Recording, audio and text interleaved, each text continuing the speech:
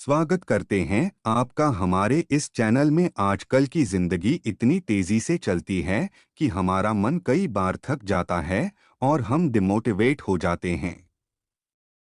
पर जब हम इसी स्थिति में एक मोटिवेशनल कहानी सुनते हैं तो हमें नई ऊर्जा का आभास होता है और हम फिर से जीवन में उत्साह और प्रेरणा का अनुभव करते हैं।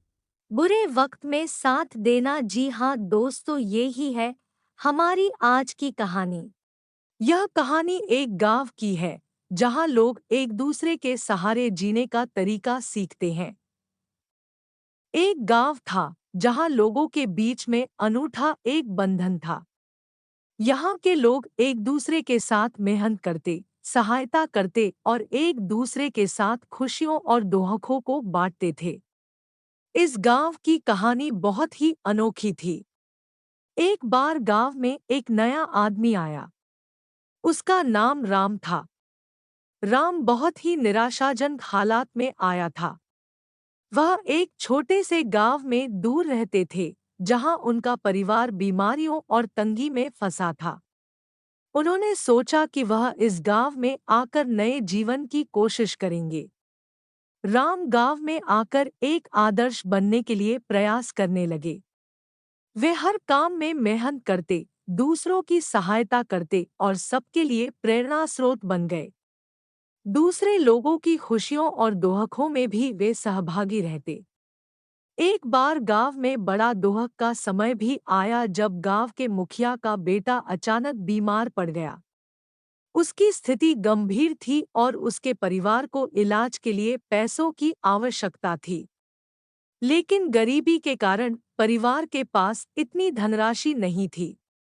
जब राम ने इसे सुना, उन्होंने तत्परता से अपनी सभी बचत की राशि का उपयोग करके परिवार की मदद की।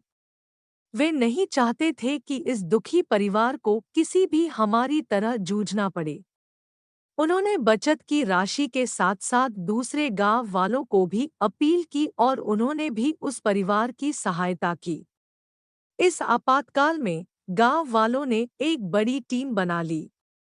सभी ने मेहनत करके और अपने संगठन के साथ मिलकर इलाज के लिए पैसे इकट्ठा किए।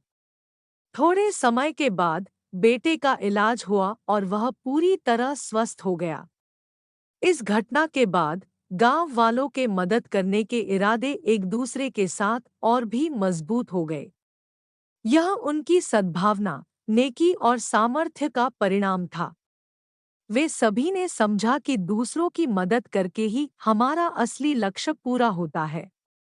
वह गांव अब एक परिवार की तरह था, जहां हर कोई एक दूसरे का सहारा था। यहाँ के लोग अपनी खुशियों और दुखों को साझा करते, एक दूसरे की मदद करते और अपने संघर्षों को साथ में झेलते थे। वे सब मिलकर इस दुनिया में एक सुंदर और समृद्ध जीवन जीने का तरीका सीख गए।